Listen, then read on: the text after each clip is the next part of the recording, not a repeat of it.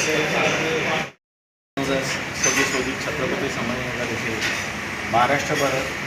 संबंध महाराष्ट्रभरातल्या असंघटित कामगारांच्या ज्या संघटना आहेत आणि विशेषतः जे इमारत आणि इतर बांधकाम कामगारांच्या कल्याणकारी कामासाठी जी कामं एका कायद्याने राबवली जातात, जी कामगारांच्या हातापर्यंत पोहोचवली जाते, त्यासाठी प्रातिनिधिक स्वरूपात ज्या म्हणून श्रमिक संघटना महाराष्ट्रभरामध्ये आहे, अशा प्रत्येक महाराष्ट्रातल्या श्रमिक संघटनेचं एक फेडरेशन, एक महासंघ व्हावं अशी एक कल्पना घेऊन स्वतंत्र मजदूर संघाचे अध्यक्ष श्री अमोल गायकवाड यांनी सगळ्या महाराष्ट्रभरातल्या या श्रमिक संघटनेला सुचवलं आणि या महाराष्ट्रभरातल्या सबंध श्रमिक संघटनेला ही जी सूचना आहे ती मान्य झाल्यानंतर आज 24/5/2026 रोजी महासंघाची मोठी मीटिंग आणि मोठी बैठक झाली.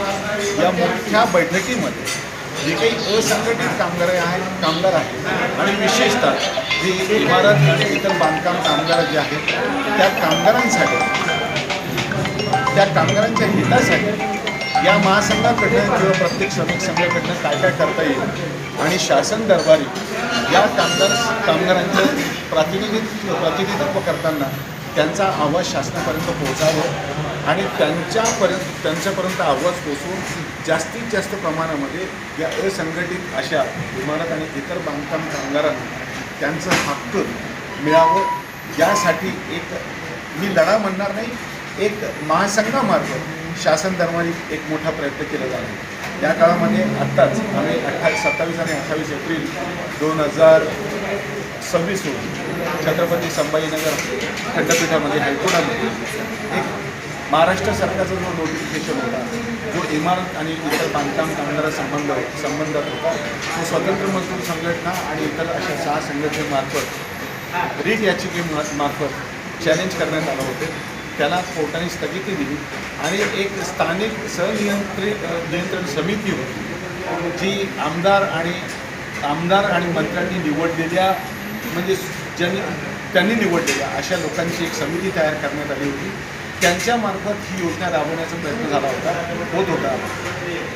ते प्रयत्न होताना फक्त एवढंच कळलं की ते कल्याणकारी कामं होणार नाही, तर कुठेतरी आपले राजकीय हित सुरक्षित ठेवण्यासाठी हा नोटिफिकेशन सरकार दरबारी काढला गेला असे जेव्हा शंका निर्माण झाली, तेव्हा संघटनेमार्फत आणि विशेषतः स्वतंत्र मजदूर संघाचे अमोल गायकवाडमार्फत त्या हायकोर्टात याचिका दाखल केल्यानंतर हायकोर्टाने या याचिकावर स्थगिती दिल्यानंतर एकंदर महाराष्ट्रामध्ये ज्या काही श्रमिक संघटना इमारत आणि इतर बांधकाम कामगारांसाठी काम करत होत्या त्यांच्यात एक जागृती आली, त्यांच्यात एक उत्साह आला, त्यांच्यात एक नवचेतन आलं आणि त्या नवचेतनामार्फत एक इथे आज मोठं असं कार्यक्रम घेऊन एक फेडरेशन तयार करण्याचं आणि त्या फेडरेशनचं नाव मला वाटतं अमोल गायकवाड तुमच्या नावावर असेल, तुमच्या यांनी सांगितलं ते फेडरेशन पण आज उदयास आलं सगळ्यांच्या संमतीने आणि त्या फेडरेशनचं नाव महाराष्ट्र राज्य